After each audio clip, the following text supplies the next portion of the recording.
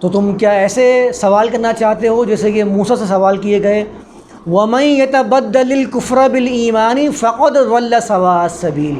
اس بات نے واضح کر دیا، اور جس نے بھی کفر کے ذریعے ایمان کی تبدیل کر دیا، فقد ضل سواء السبیل۔ لفظ کو دیکھ لیجئے، فقد ضل سواء السبیل، راستے کے درمیان سے گمراہ ہوا۔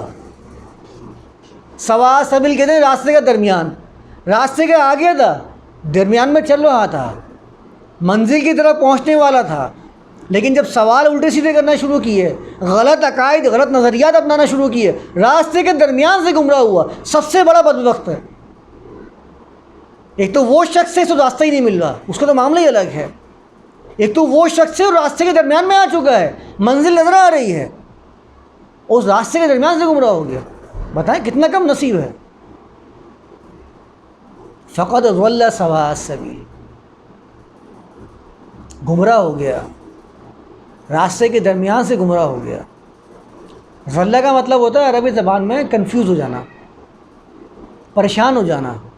عربی زبان میں یہ بات ہے ضل الماء فی اللبن، دو چیزوں کا ایسے گڈمڈ ہو جانا، مل جانا کہ نکالنا مشکل ہو جائے۔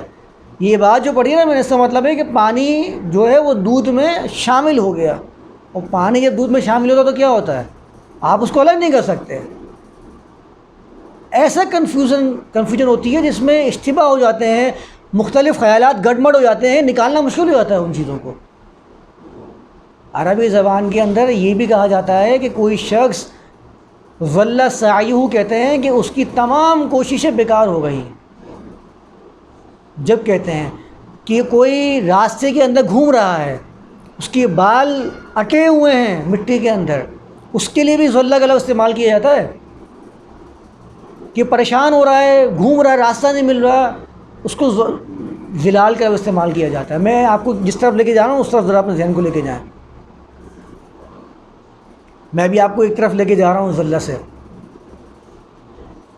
تو ضلع کا مطلب پریشان ہو جانا، راستے میں گم ہو جانا۔ جب گم ہو جاتا ہے انسان کی کیا حالت ہوتی ہے، پریشان ہو رہا ہے، سر جو ہے وہ گرد آلود ہو رہا ہے، کنفیوز ہو رہا ہے، میں کون سا راستہ اپناؤں، کون سا راستہ نہیں اپناؤں، اور اتنا کنفیوز ہے کہ وہ راستے کا ہٹا نہیں سکتا کہ یار یہ راستہ امتیاز نہیں کر پا رہا۔ جیسے میں نے بات پڑھی نا ضل الماء فی اللبن، کہ پانی جو ہے وہ دودھ میں مل گیا، پریشان ہو گئے آپ کہ میں ہٹاؤں گا اس کو کہتے ہیں ضل۔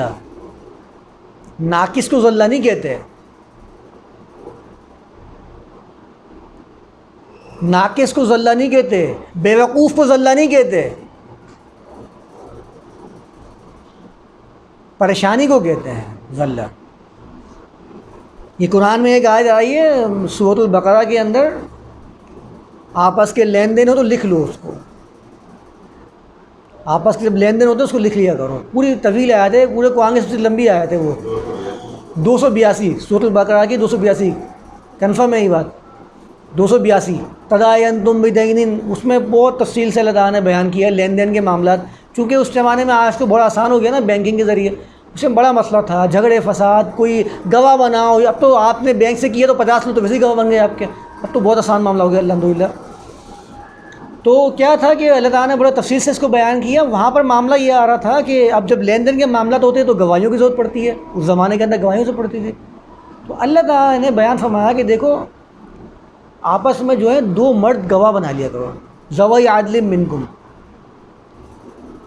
آگے فرمایا فَإِن لَّمْ يَكُونَا رَجُلَيْنِ، اگر 2 مرد نہیں ہوں، فَرَجُلٌ وَامْرَأَتَانِ، تو ایک مرد کو اور 2 عورتیں جو ہیں وہ تم گواہ کے طور پہ ہائر کر لو، بلا لو۔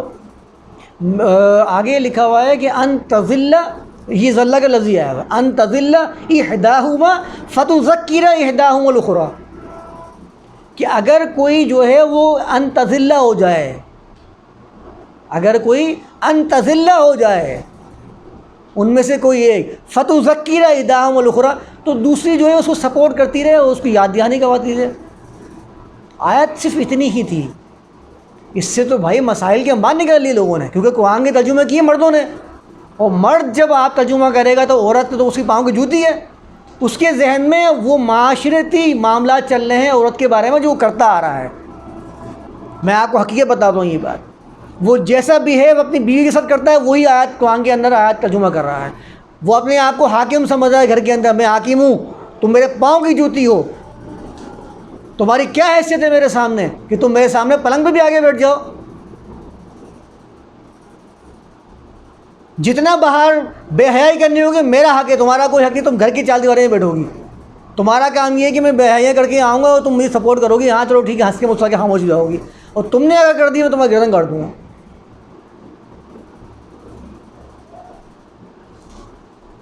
تو جو ذہنی کیفیت تھی نا وہی ترجمے کے اندر آ گئی. اس لیے آپ دیکھیں گے ترجمے کے اندر یہ حال کیا کیا, کہتے ہیں کہ اگر کوئی بھول جائے نا دوسری یاد دلا دے.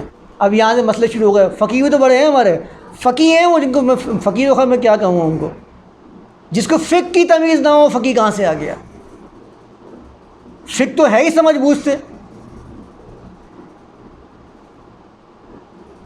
قرآن کے اندر جہاں جہاں ذلہ آئے گا وہاں پر ترجمہ کریں گے بھول جانے کا.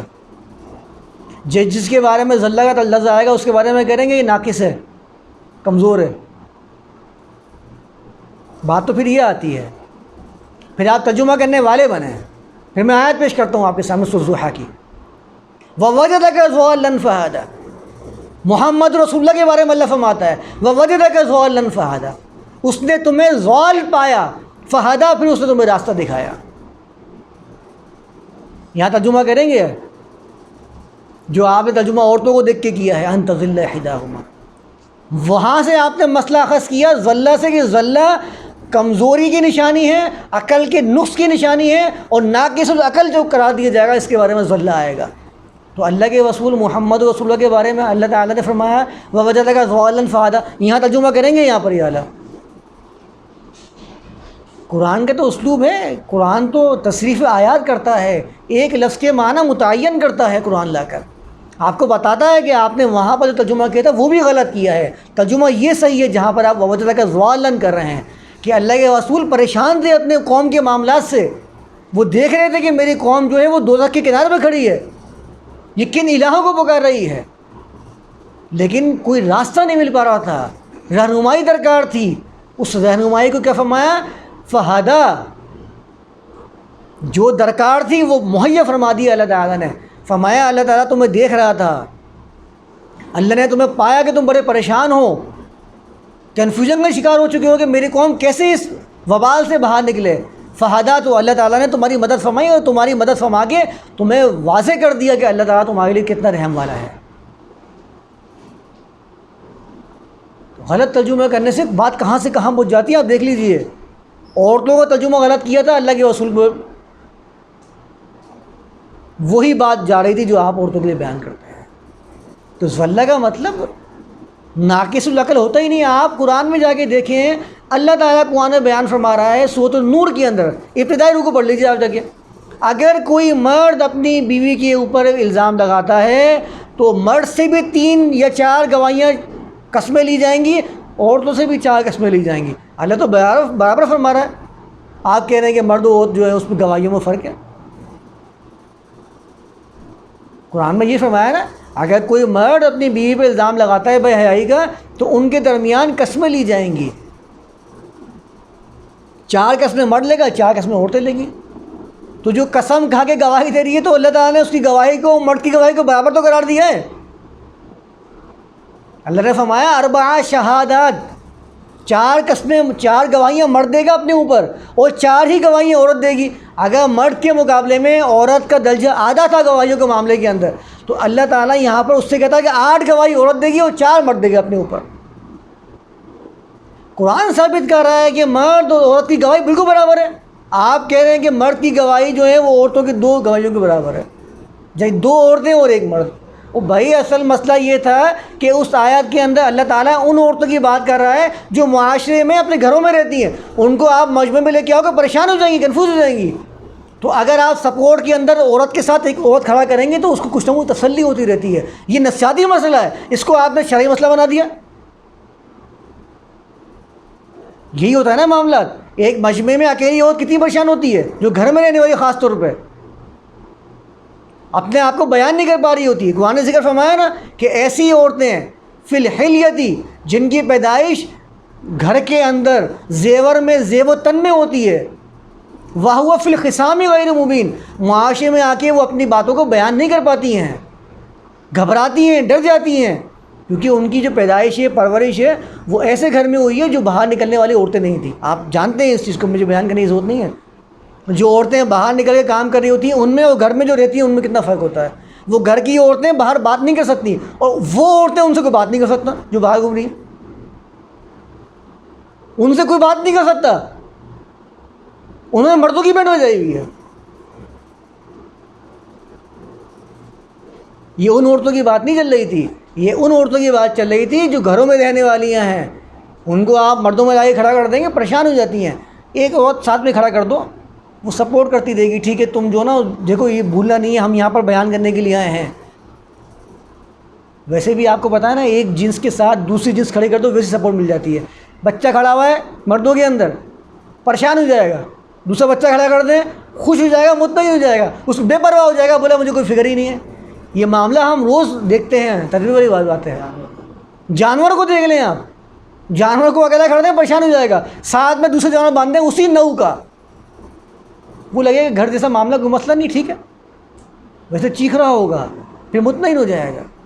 تو یہ اللہ تعالیٰ نے انسانیت کے اندر بھی رکھا ہے، اور دیگر مخلوقات کے اندر بھی یہ چیز رکھی ہے کہ اطمینان ہو جاتا ہے.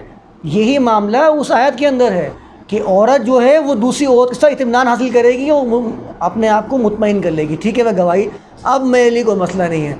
اب مردوں کا کتنا ہی ٹھٹ ہو، میرے ساتھ بھی ایک میری نوع کی جو میری جنس کی جو ہے وہ ایک کھڑی ہوئی ہے، سپورٹ کر رہی ہے، اور میں بات کر لوں گی، میں بیان کر دوں گی. تو ذلت سے کہاں لے گئے تھے وہ، کہاں سے مسئلہ نکالا ہے. تو ہمیں قرآن کی آیات کو سمجھنا پڑے گا. ہمیں یہ سمجھنا پڑے گا کہ میں اگر کسی لفظ ترجمہ کر رہا ہوں نا تو وہ لفظ قرآن میں دیگر جگہ بھی آیا ہے. ایسا نہ ہو کہ میں ترجمہ غلط کر دوں تو وہاں ترجمہ انتہائی زیادہ غلط ہو جائے اور شخصیات جو ہیں ان کے اوپر ضرب کاری ہونے لگ جائے. جیسے میں نے آپ کے سامنے وجہ دیا کہ ضوالن فاتحہ پڑھا ہے، سورہ فاتحہ کے اندر بھی ولا ضوالین آیا ہے، وہ ہم سب روزانہ پڑھتے ہیں، ترجمہ میں نہیں آ رہا ہوتا، وہاں بھی ولا ضوالین آیا ہے. وہاں کوئی بیوقوف ترجمہ نہیں کر رہا ہوتا کہ یہاں بیوقوفوں کی بات چل رہی ہے. لیکن عورتوں کے بارے میں انتظلہ آیا تو بولتے ہیں بیوقوف ہے، ناقص العقل ہے. وہ ناقص العقل ہے جو ان کو ناقص قرار دے رہے ہیں. اللہ کی تخلیق کیوں مذاق اڑا رہے ہیں؟ لقد خلقنا الانسان فی احسن تقویم، اسٹرکچر کے حساب سے اللہ تعالیٰ فرماتا ہے بہترین اسٹرکچر میں نے عطا فرمایا انسان کو. عقل دینے والا اللہ تعالیٰ ہے، اور ایک ہی اللہ، ایک ہی خالق، ایک ہی مخلوق انسان، اس میں مردوں کو عقل زیادہ دے رہا ہے، عورتوں کو عقل نہیں دے رہا. وہ بھائی عقل کی بات نہیں ہے، ان کے رہن سہن کی بات ہے. وہ گھر میں رہ رہی ہیں، معاشرے کو دیکھ نہیں، اس لیے ان کو باتیں پتہ نہیں ہوتی ہیں. آپ کسی مرد کو گھر میں بند کر کے رکھیں، اس کو کچھ پتہ نہیں چلے گا، بات نہیں کر سکتا باہر ہو. بات اصل یہ ہے، نفسیاتی مسئلہ ہے، معاشرے کا مسئلہ ہے. آپ نے اس کو اللہ تعالیٰ پر تنقید کا ذریعہ بنا لیا کہ اللہ تعالیٰ کی جو تخلیق میں نقص ہو رہا ہے، ایک کے پاس عقل زیادہ ہے، ایک کے پاس عقل کم ہے. ایسا سوچنے والوں کی عقل میں نقص ہے. ٹھیک ہے، تو میں انشاءاللہ اگلے سیشن میں آیت نمبر 109 سے انشاءاللہ بیان کرنا شروع کروں گا. وما علینا الا البلاغ.